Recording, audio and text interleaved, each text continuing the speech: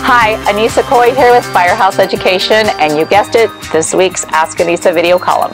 And this week we are on the fourth video in our 5-part series on writing a good scope and writing a scope properly, correctly.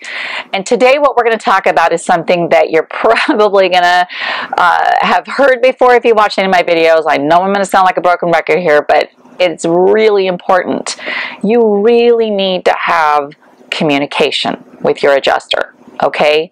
It is vital in writing a good scope and a proper scope that's going to get you paid in full and fast and right away.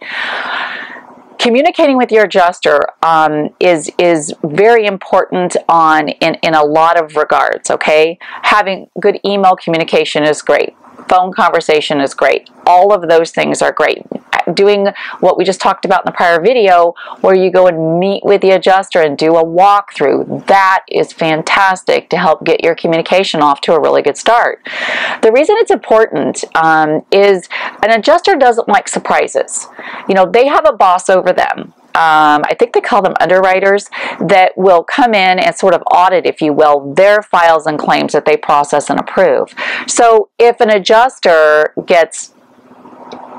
walks through with you or doesn't walk through with you on a job, but has an idea that this job is going to cost $25,000, and then you send in a scope for cleaning all of the contents and laundry and such, and it winds up being $50,000, that adjuster is going to feel blindsided.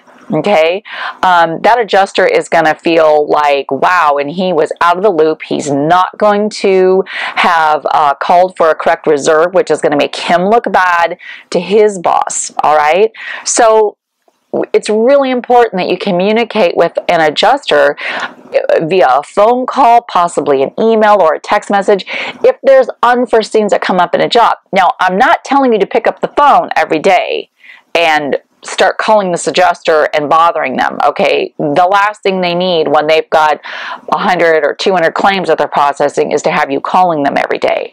But it is very important to communicate with them so that they don't get hit with a scope that they had no idea was coming their way, okay? If you come across something like, for instance, you have a table or some antique piece that has a writer on the policy and it's a very high value, and you feel like it's just going to be an easy clean, no problem, and yet you discover damage on that item, you need to pick up the phone, text, call, get a hold of that adjuster and let them know. Things like that are really important.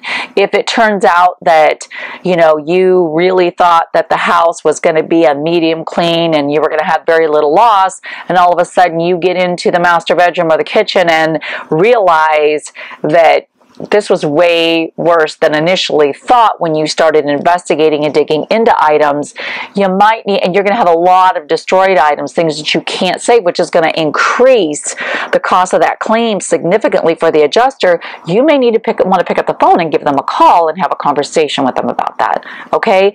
It's just really good to keep them, so you guys stay on the same page, and the adjuster isn't going to feel blindsided by something, and they're not going to feel like maybe you're just trying to, up the price of a scope to get a bigger paycheck on your end. All right, I hope you enjoyed this video. Next week, we're going to do our last video in the series. And until then, I will see you on the next video.